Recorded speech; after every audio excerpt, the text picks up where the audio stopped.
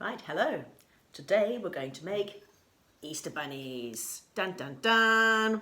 If you have a little look here, you can see these very cool guys. What we've got is he's got some lovely eyes, he's got a big nose, he's actually got sticky out teeth. There's actually been a hole cut and the teeth stick forward. He's got arms and legs, he's got a little fluffy tail at the back. This guy over here has some really cute ears, one little folded over ear, a nice blue tummy. And of course, if you don't want to make a cute little happy bunny, you can make a vampire bunny, you can make a scary bunny. I've had bunnies with machine guns. Right, so you're going to need a rolling pin, you're going to need your paintbrush and your pointy stick, you're going to need water.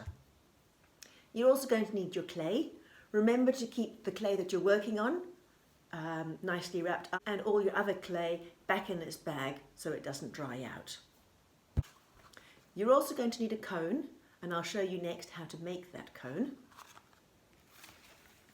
And you will also need the template that's left behind once you've made your cone. Right, make the cone. This one here is made out of a paper plate and stapled, but I'm going to show you how to make one out of breakfast cereal cardboard.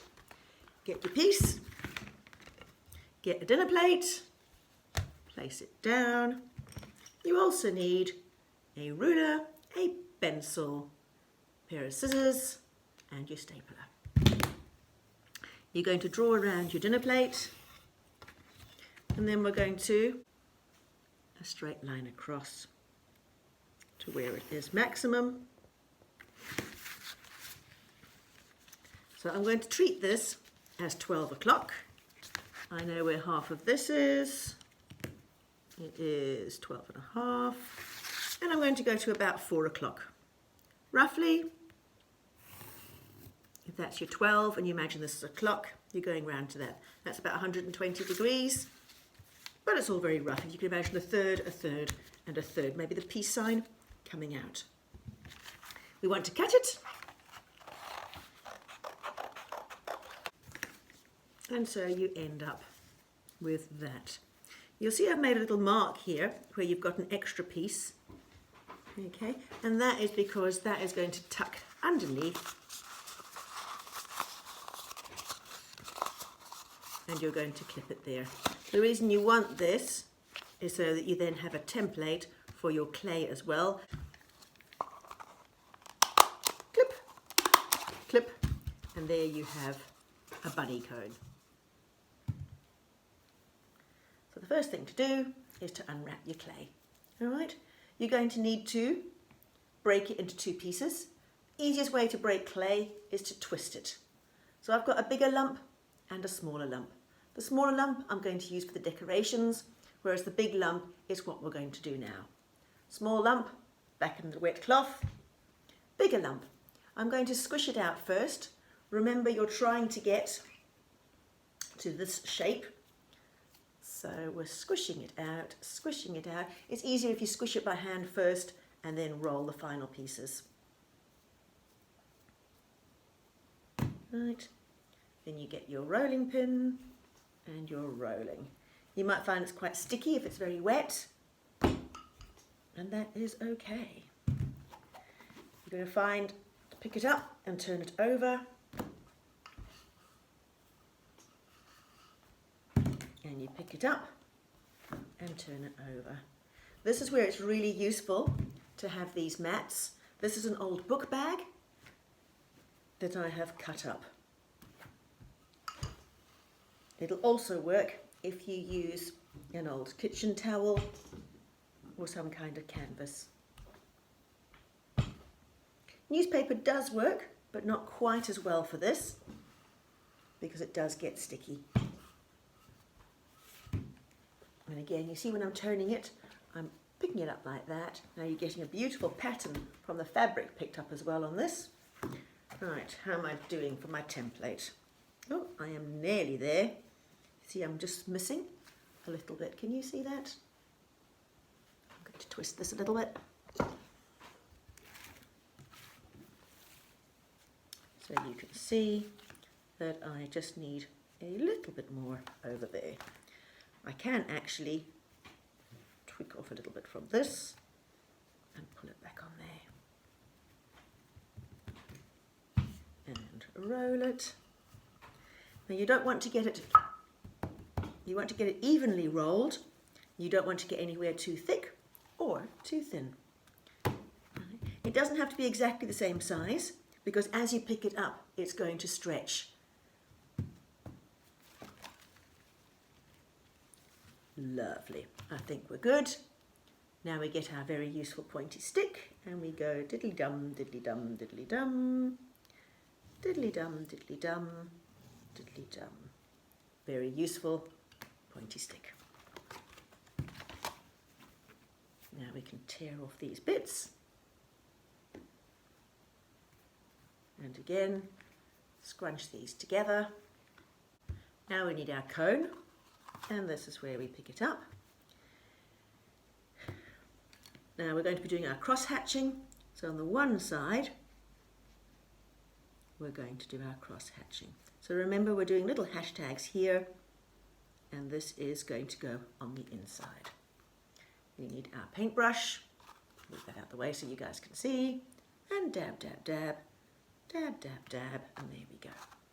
We now have this, and we're going to get our clay,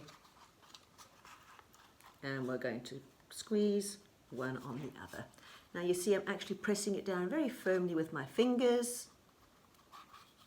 Okay, at the top you can see I'm just squeezing it closed and squishing it over, and I'm making sure that there's no air bubbles in there.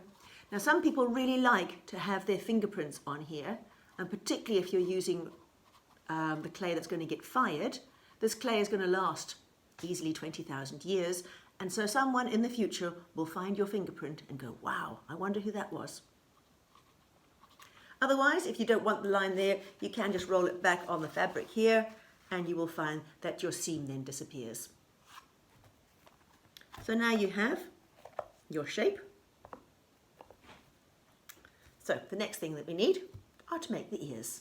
So you need to have 2 balls of clay about the same size. You can roll them. You can roll them until you've got a similar length. Then you can use, oh actually one's a bit smaller than the other, nip off so they are now a similar size. Okay, beautiful, beautiful. You can use the back of your paintbrush, and if you see what I'm doing, you can squish it in like that, and that then gives you a very nice inside of an ear. Similarly here, I'm pushing it in, and you're getting your very nice ear. Don't forget, you now need to do the cross hashing. So you're doing little marks like that, and you're doing marks like that. Now these guys, their ears are quite near the top. Okay, so we're going to go quite near the top here. They're stuck on from behind, so quite near the top. I'm going to do a little bit of crosshatch. I'm going to get me water, and I'm going to get me water, and I'm going to stick them on like that. Okay, and you might find that you want to squish it all together. I'm pressing very firmly from the back and from the front, and I'm smoothing it down in the middle. The next thing he needs is a nice big nose. So you're wanting to roll a nice nose. Remember, you're not going to make anything thicker than your finger. So if you're going to imagine how thick your finger is, you've got a nice big ball, but you will flatten it slightly. Once again, we're going to do hashtags, and we're going to get a bit of water. Now, where should his nose be? Do we like his nose? That nose is about 1/3 of the way down. So we want to go to about 1/3 of the way down. I'm doing it upside down, so hopefully I'm finding the right spot. Now, when we attach, you want to be able to have your hand inside and your hand outside, and you're going to squish them together like that. So you can see that my fingers are actually squishing it on, and when we have quite a happy squished nose. Now, his eyes, you can roll very small little balls. Again, it's always easier to roll the balls first and see that they're the same size before you actually use them. Okay, squash them a bit flat, stick them on like that, and then you can use the back end to really squidge them on nicely. So they have been firmly attached. Other things I quite like using, just to show you, there's always some nice pasta marks that you can get, or an old Play-Doh knife. Pens I find very useful. This one doesn't have any ink in it, and you can then get some nice dots with that. Right, so we've got those. The next part I want to concentrate on is his mouth. Okay, so for his mouth, you're actually going to cut a hole for his mouth. Again, I'm doing it upside down, so I can't quite see where I'm doing it. Is that about right? Yeah, that looks about right. Okay. Oops, not quite. It needs to be a bit straighter than that.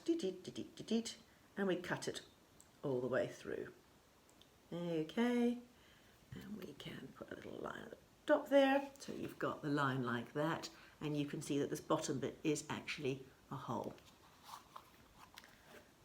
So if your bunny is too wet at this stage, you can leave him a little bit longer. You can use a hairdryer to dry him. So teeth, we're going to get 2 little teeth. If you're doing a vampire bunny, you might want to do pointy teeth. But over here, I'm just going to do a happy regular bunny with some very big teeth. Like that. So I'm rolling it into a ball and then I'm squidging it, if you can see, between my fingers like that. So we've got 2 squidged teeth. Right. So to put these on, the teeth need to actually be done from the inside. So what you'll want to do is push that down a little bit and pull that out a little bit. You see what I'm doing? And then you're going to cross hatch. Cross, cross, cross, cross, cross, cross. Dab, dab. And you're going to stick very carefully inside and out like that. And inside and out like that. So you've got, this guy's got pretty goofy teeth here. So if you do want to add any limbs, you're best off getting, if you want to do 4 limbs or 2 limbs, you will want to roll them to their correct sizes. Again, getting what you might find is making a bit of a carrot shape where you've got them thicker in the front and thinner at the back. And that then you'll be able to join them on your carrots. So you've got your 2 carrot shapes there. You can flatten them slightly. You can then do your cross hatching, cross, cross, cross, hashtag, hashtag, hashtag. And you're dabbing with the water, dab, dab, dab, dab, dab, dab, dab, dab. Right. Again, when you're adding them on, you want to squeeze from inside and from the outside. So you're pressing it together and you're really going to smooth in that back bit so that it actually goes seamless and into the rabbit. Whereas the front bit is going to stick out a little bit. And then what you can do is you can then use your pointy stick to then make those little fingers, the little paws. So you can then do little marks like that. Let me turn it around so you can see. And then you do the other one in a similar fashion. Okay, so you're doing it on. You're pressing from the inside, you're pressing from the outside. You're smoothing that back so that it's actually right smooth into the clay. So you can't see where the arm starts and the body ends, which I guess is in real life. You don't really know where your shoulder starts, but your hands are free, and then you can just do the click, click for his little paws. Okay, right. The other things you might want to think about, do you want to do eyebrows? Do you want to give him a fluffy tail? So again, if you want to do a tail, if he is a little bit bigger than your cone, that is all right. You can either cut it off with your sharp pointy stick, the way I'm doing like that, because you will find that as you put things on, it will stretch. Okay, you can use up the excess here to create the little fluffy tail. So you can see I've got the little fluffy tail at the back there. Right, you might also want to do some whiskers or dots for whiskers, baskets. This little guy actually might want to wear a hat. I'm just modelling that, and I'm going to stick that on and get his peak going. These you can paint different colours when it's a little drier. So enough from me, it's now your time to hop it and get making your ribbity rabbits. If you could just send me your photographs, that'd be fantastic, because I'd really like to see how you guys are getting on and all the different ideas you've got out there. Either of you working on your pieces or once they're actually finished. Happy making. Hop, hop, hop, hop, hop along.